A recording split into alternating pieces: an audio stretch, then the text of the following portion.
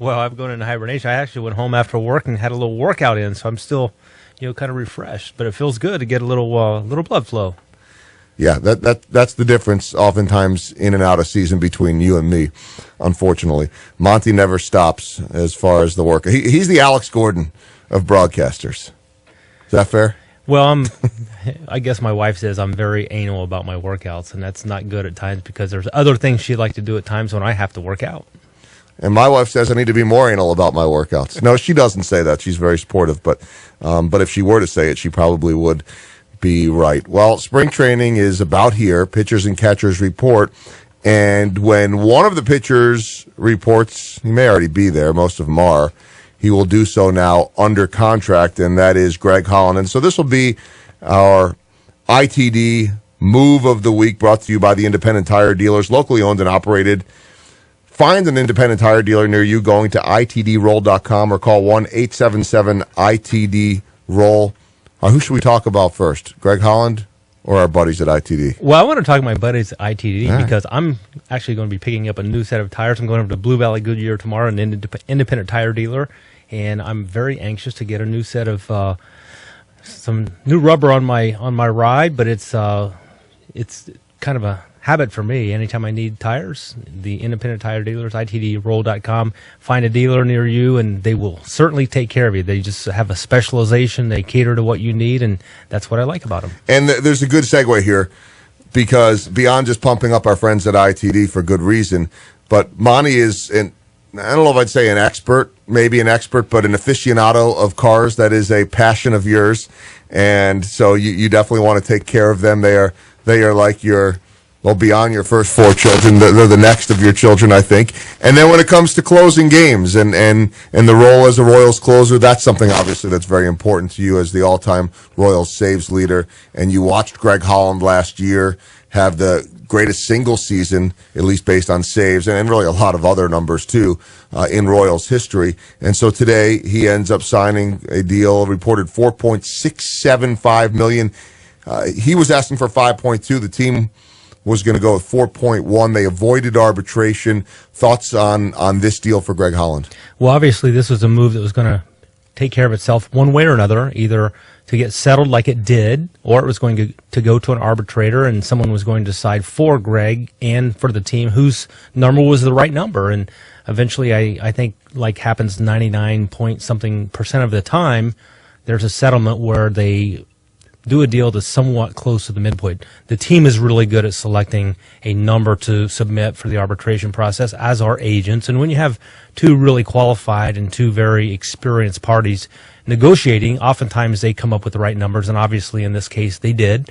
I think Greg Holland got about $25,000 above the midpoint from the number he filed versus the number that the team filed. So he can feel like he won to some degree, and I expect him to make an all-star team again next year, so he'll get another bonus for that. So that's a good thing, and at the end of the day, it avoids any kind of animosity that can potentially occur when you have two parties who have to go to a third-party arbitrator, make a decision. And air it out. And sometimes it's not pretty, and sometimes I was fortunate to not have to go through it during my career as far as going to the hearing, but you certainly most always go up to that 11th hour, get a deal done. There's no pressure until you actually go in and have the hearing. And again, eliminating all the kind of the bad blood and the negative discussions about why this player is asking for too much money. It's great to avoid that, and Dayton Moore now is batting 1,000 as far as avoiding those arbitration hearings in his tenure as a Royals general manager. So a lot of good things as a result of it. But Greg Holland,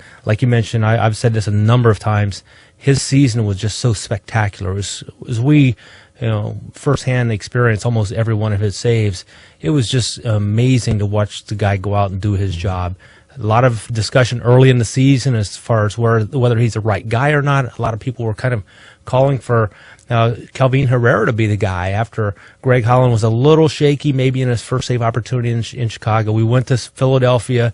He scuffled in Philadelphia for a game or so, but then after that he was really pretty much lights out. And I think other than Kimbrel from the Atlanta Braves, he was the highest rated relief pitcher of all of baseball. Yeah, there's no question about it. He was the best reliever in baseball outside of Craig Kimbrel. I want to continue this thought, but I just need to say, as I'm sitting there watching our guys on the other side of the glass chow down on pizza right now, that I'm on the third and final day of one of those detox juice cleanse things. Just been eating like crap lately, and so Susan and I just said, you know what, let's just get back on track here a little bit. Ryan Lefevre is good with that type of stuff, and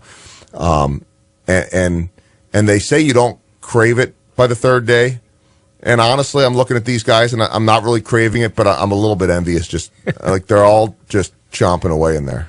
Well, anytime you mention food on an empty stomach, I get the same way, and you're watching now it. Fortunately, TJ's just kind of holding it up like, hey, look at this. Unfortunately, I have my back to that window, so I don't have to experience that. But I will say this. My daughter, Ashley, as you know, is engaged. She's going to be getting married in September. Tonight was the cake tasting, which I did not get have a chance to experience the cake, but they did bring me some home. So I was going to say, the guy that's paying for this here, I did get to save the date yesterday, so very nice card and beautiful couple. Well, we all that know them already know that. But all right, back to the discussion now on Greg Holland, and I was looking up some of the numbers, and for people that don't understand the process and everything when it comes to collective bargaining is pretty complicated unless you're really in the middle of all of that. I mean, you were a player, obviously. I study it, but. This was just the first arbitration year for Greg Holland. He's not going to be a free agent for a while. But what I want to get to is the possibility of a long-term deal. And look, as plugged in as you might be, and you've got a great relationship with Greg. I know him well. We know the front office. They're pretty airtight when it comes to that stuff. But I do want to talk about maybe the significance or the importance, the benefits of doing something like that. But let me read these numbers first of all. So Holland signs for $4.675. Kimbrel's going to arbitration, I believe, for the first time. He's looking for $9 million. The team is offering him $6.5. Jim Johnson just signed with in the offseason with Oakland for 1 year, $10 million. Joe Nathan signed with Detroit, 2 years, $20 million. Rafael Soriano's under contract 2 more years for a total of $28 million with Washington. Houston Street signed with the Padres, 2 for $14. Fernando Rodney, there might be a physical pending on that, 2 for $14 with the Mariners. Grant Balfour, 2 for $12 with the Rays. And then Jonathan Papelbon, and this is really a lost contract now on a team that seems to be a bit lost. Jonathan Papelbon has 3 more years at $39 million. So when you look at that money there for Greg Holland and the contract that he just got, a pretty impressive $4.5 million. Now, what do you think if you're in his position? I'll throw this type of question to you since you like to throw this to the players now.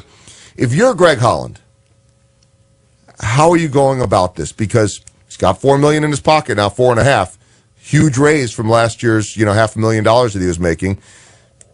Does he continue to just get good and get the free agency? But there's the risk of injury. What would you do if you were him? Well, a couple things come to mind. First of all, selfishly, I have to comment that I wish I were 25 years younger, being a closer in the game today, based on the numbers that you just reeled off on all those guys that are at the top of their game in their respective leagues. But obviously, that's just the way that the game changes and things move on and so on and so forth. But with regards to Greg Holland, I know Greg fairly well. I think I would say he would have a similar take on this that I have, and that is you're happy with what you have. You don't look around and say, what if, and I could have. There were a number of times as a free agent I could have left Kansas City, gone to play for a larger market club, and likely made more money. Well, not likely, for certain made more money, but other things come into play. I know one thing that I read, a comment from Greg Holland, was he was hopeful that he's going to be here when this team has an opportunity to play in postseason. Mm-hmm. And you put in a lot of sweat, you put in a lot of work to get to this position, and I think he feels pretty confident about that. Now, he has no choice at all. He has to play for 3 more seasons until he is a free agent. Including this year. Including this season, right. So he has no choice in the matter, but the best approach I think from a mental standpoint is to say, I'm very fortunate. I've just, potentially going to make enough money to secure myself and my family for a lot of years, maybe the rest of my life. Everything else is really a bonus, but I'm going to be able to do it in an organization that I'm comfortable with. I've come up with a lot of these players.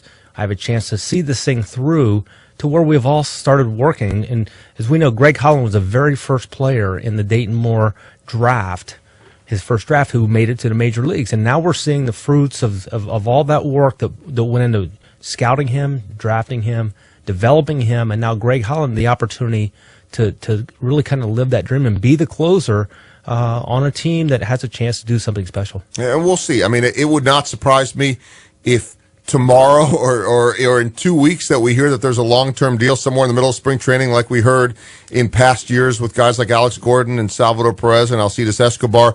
Again, remember, now he has some money, but he was not a big bonus guy. I mean, there's less incentive for someone like an Eric Hosmer to do that. That doesn't mean he won't, and it doesn't mean just because his agent is Scott Boras that he won't. But Greg Holland didn't have that huge bonus, but now he does have the $4 million.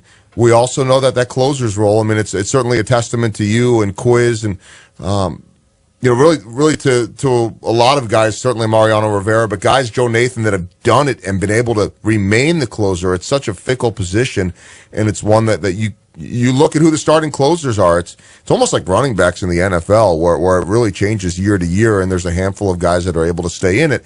And so we know he had a spectacular year last year. He's still learning. He's still young.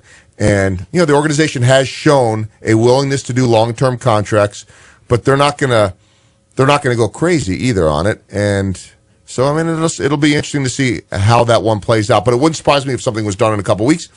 It also wouldn't surprise me if something wasn't done for a couple of years. Well, when you have a case like Greg Holland's that goes really kind of not to the 11th hour, but it goes deep into the off season, just before spring training, when you finally get the thing settled, that could be an indication that maybe there was some discussion about doing a long-term deal. They couldn't work out the amount of years, the amount of money, and they say, hey, let's at least get this year settled. Let's figure out what it is, and then maybe before the season starts, we'll open up some discussion and see if there's a way to maybe secure this for maybe buying out a year or 2 or 3 of your free agency, and then everybody wins. And when that happens, the player has to realize that the club is going to do it at a club-friendly number, understanding that the player now is going to have even more financial security long-term, and the organization is going to be able to have a contract that is not going to really throw them out of proportion with regards to that position or that part of their team, and everybody wins.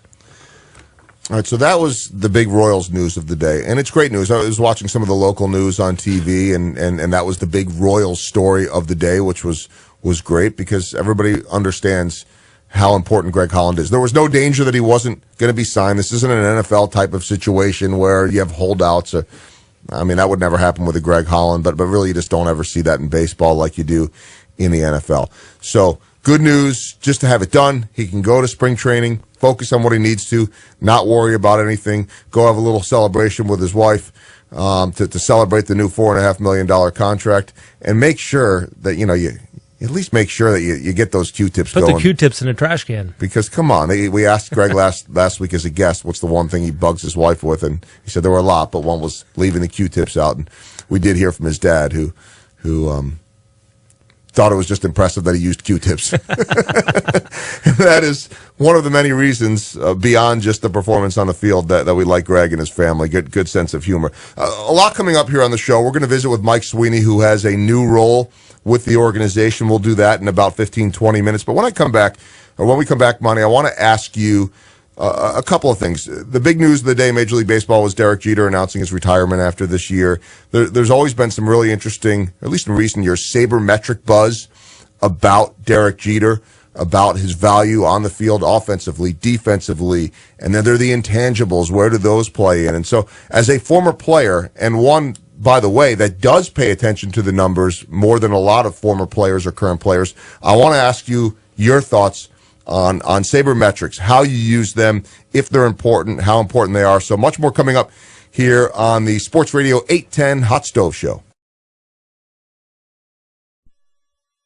Whatever you require for audio, video, and broadcast solutions, it's Professional Video Supply. PVS is a leading supplier and integrator of pro video and audio gear for the Midwest. For the boardroom, worship, production houses, medical facilities, TV stations, and sports networks, PVS has it. Canon, Sony, Yamaha, Sharp, and hundreds of others. From a single camera or touchscreen display to an entire TV studio, remember Professional Video Supply, the official video source for 810 WHB TV at pvskc.com. pvskc.com. Dish in KC is half price. Looking for live entertainment? Nobody in town plays more live music than Jazz. Check out our website, jazzkitchen.com, for daily band listings. Both locations, the original on 39th and State Line, and at the Legends in Village West. Jazz, where there's always a party every night. Some of the best teams in the world are in Kansas City. The Chiefs, the Royals, Sporting, and the Border Patrol. The Border Patrol? St. John and Bucati? Those two guys couldn't hold on. Easy there, fellas. We may not be the two godfathers of Kansas City sports like you guys are, but we do know how to have a good time talking sports. And having a good time like Gary Lezak has a good time. Make the Border Patrol a part of your morning, just like I do. Watch Sports Radio 810's Border Patrol, weekday mornings from 7 to 8 on 38 The Spot. It's a good price. It's low mileage. They were very straightforward about the lowest price and no haggling, no hassle type thing. I'm all for that. How did we do on your trade-in value? Really well. I was hoping for half of what I got for it. I got, over what I was thinking I was going to get for it. We'll be back ourselves. Even if we don't live in the area, we'll figure out a way. Flavorful steak you'll ever taste. That's why they call themselves Best Filet Mignon. Go to bestfiletmignon.com and order now. Choose between USDA Prime, Choice, or Select. Your steak is cut, vacuum sealed, and shipped fresh, not frozen like Omaha steaks. They even throw in the free shipping. Then grill them up and, well, you'll know what to do after that. Just promise you won't use any steak sauce, and trust me, for the best steak you'll ever taste, guarantee, go to bestfiletmignon.com. That's bestfiletmignon.com and put in the coupon code Jacobs.